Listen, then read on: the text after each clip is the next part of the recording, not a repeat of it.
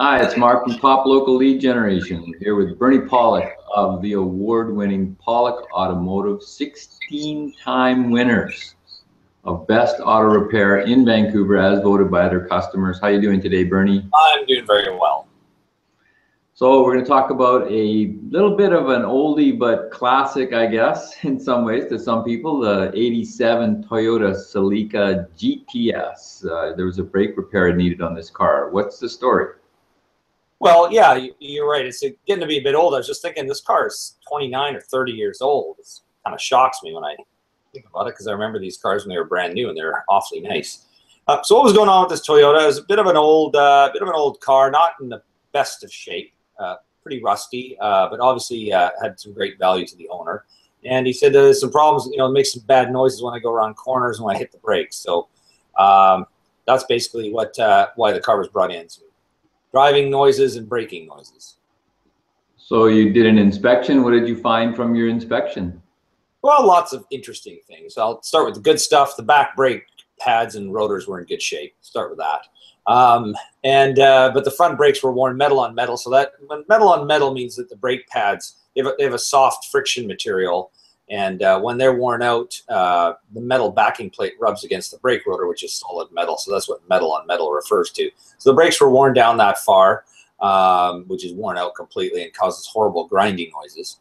The brake caliper slider pins were seized. We also found it's front-wheel drive. We found one of the axle nuts on the left side was loose, and so that was causing the brake rotor to rub against the caliper bracket. That was easily fixed. Just tighten the nut, and away it went. That was fixed up. But other than that, it required some front brake work. And also the brake hoses were cracked too, which happens when the vehicle gets older.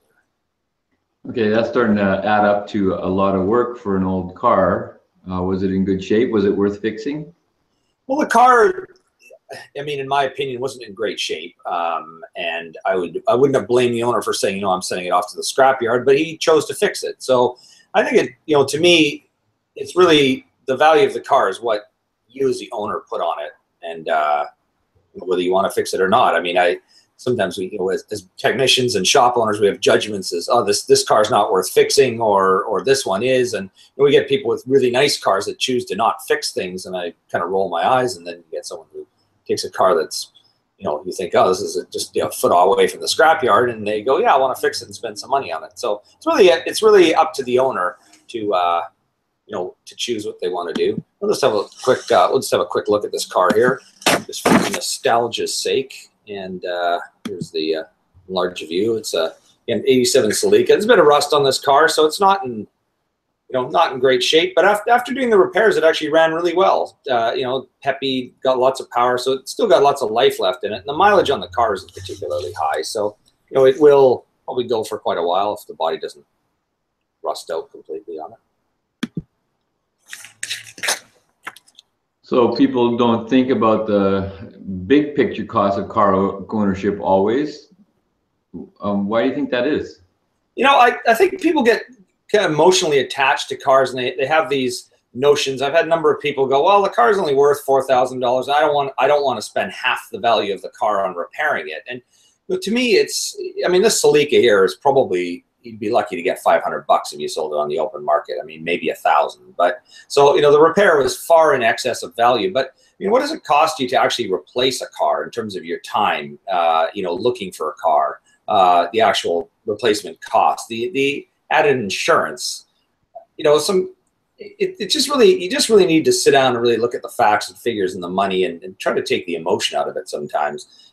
Sometimes the cheapest car to fix is a car to operate is a car that you already own. That being said, sometimes it gets to the point where it's not worth doing certain things. We're quite clear about that. But it's really about, you have to kind of sit and look at the money, and people often go, oh, I don't want to spend $2,000 on that. And then $2,000 might be all they spend on a repair in 1 year. If you break that down into monthly payments, that's under $200 a month. Where are you going to buy a new car for that kind of money? You'd be lucky to, making car payments, even on the cheapest car is going to cost you $300 a month. And you're probably going to be doing that for the next 10 years. But if you're buying a nice car, which a lot of people are repairing, you might be paying $1,000 a month. So it doesn't cost a lot to repair a car when you really break it down and look at it. So any final thoughts on this service? No, you know, to me, it's just the whole idea of doing this blog post is really, we haven't talked too much about the brakes and the repair in detail. It's really about what's the value of the car to you, and you know, is it worth fixing and keeping going? And how do you want to spend your money? That's kind of the key thing. Some people love spending money on cars and other people don't. We're here to help whichever way you want to go. I'm happy to, you know, talk to people and work with them and help them make a decision. So if you need a reliable mechanic who will tell you the truth about your choices and be happy to go with you whatever way you want to go. You want to keep that old gem running forever, they'll help you do that. You want to get a real idea about that new car that you're looking at buying, Bernie's an expert. He's done it for a long time. Give him a call, 604-327-7112, or check out their website, pawlikautomotive.com. Thanks, Bernie. Thanks, Mark.